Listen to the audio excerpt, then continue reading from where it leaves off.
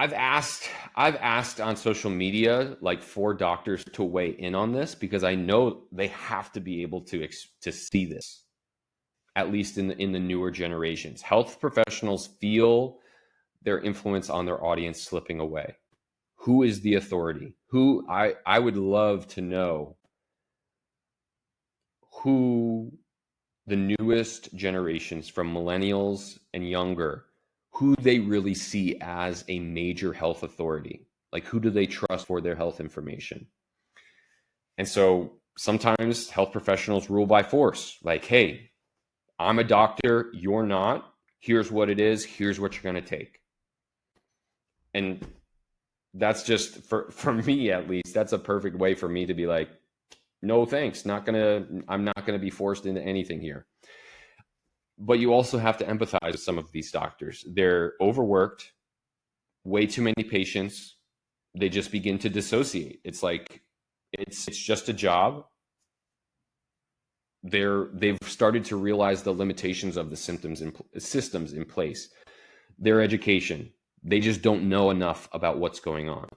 Insurance, pharmaceuticals, and the underlying incentive for profits in these healthcare systems. I mean, we're getting mad at cogs in a wheel they didn't build. So I get it. I get from both sides why doctors are struggling and why patients are becoming frustrated with them. But I would argue societal trust in the health profession has never been lower.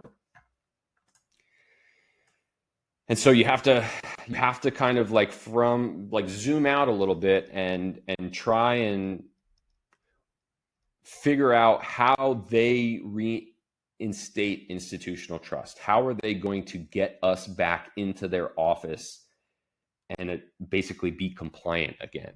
So what's begun to happen is that the waters of our alternative health are being muddied, right? People practicing quote unquote health and wellness, their education and their experiences being questioned, the results and their testimonials are being questioned. Doctors themselves are overselling vitamins and minerals, but without the education or systemic context of what they're selling does. And so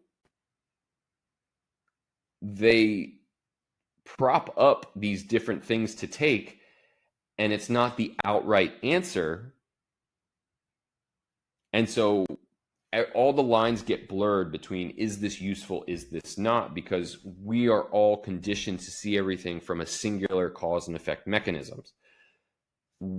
Classically, if you're low in magnesium, the logical answer would be, oh, you're low in magnesium, take more magnesium. It's 1-to-1.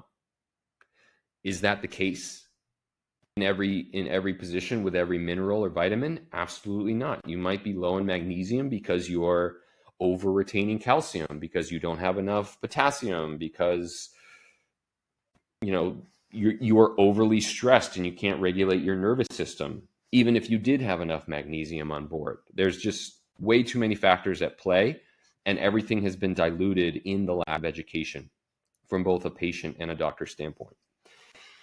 And then you tap into the fear of harm and embarrassment from both sides as well. The patient being underqualified and fragile.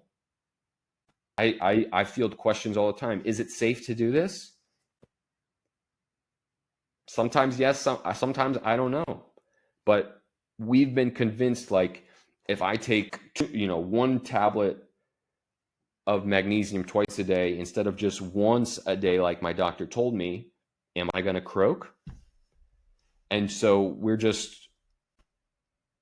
being scared into doing the right thing per what your doctor has said. And so only educated and qualified individuals can practice. Just the irony of that statement alone.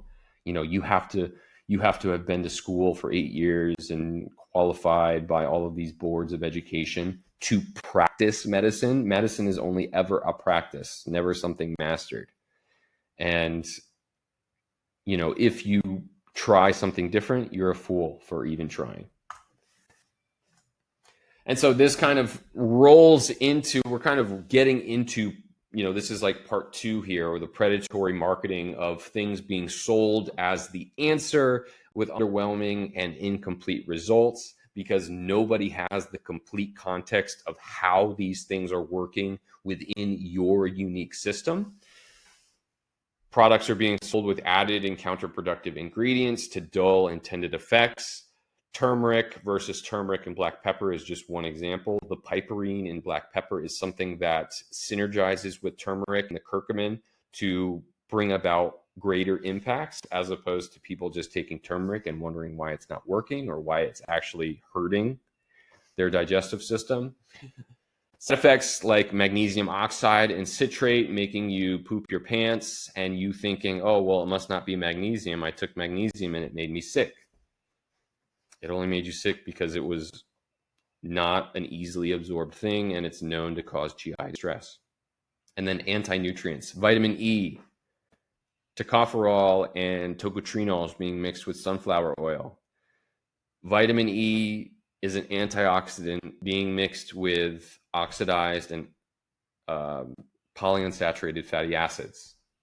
It's like, I'm going to sell you ice in a bucket of hot water. It just comes out lukewarm. So it's not productive. And so with all of this, us as consumers, we're losing faith in what these vitamins, minerals, herbs, and supplements can actually do. Like all of these things, they've all of these things have had their time in the limelight with some really excellent results, but not enough. So some people will build it into a daily routine, but then they kind of lose faith in it, or it's like not enough after so much amount of time that it just kind of loses its sheen. So when it loses its sheen, and we are, trying all this stuff, but how the hell, why isn't it working? We either lose trust or can't afford this kind of like finicky and intentionally sales-driven supplement market, marginal unsustained benefits, decision fatigue, just like, what the hell am I supposed to take? Why? I take more pills than I eat food in a day. Everyone's just kind of getting exhausted. So what do we resort back to? What the doctor wanted from us in the first place. Schedule a follow-up. Okay, go ahead and try that other stuff, but make sure you keep taking your medication. We'll see you at the pharmacy in a couple months. So let's reflect where we are coming from. We are finding new facets of disease development: diet, lifestyle, cellular health, nervous system integration. This has created more curiosity and more skepticism around previous understandings of how diabetes came about, and opened new doors and new possibilities in how we address the needs. In these new discoveries, we're excited about it, and we're ready to share. We're ready to start talking, and we have begun that. So when we go to what our health professionals' response is to what we're excited about now, they're recognizing holes in their curriculum and their understanding of disease pathology. They were not right about the things that they told us they were right about before.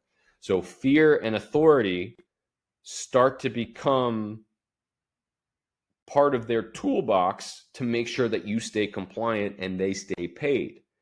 So, and given the research model for how things get adopted and integrated into the medical system, it's just so slow.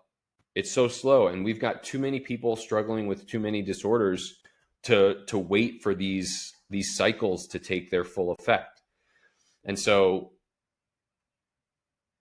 the restrictive systemic practices in insurance, in pharmaceuticals, in medicine, they're preventing advancement. The exact advancement that we are recognizing in how we're going about what we're doing.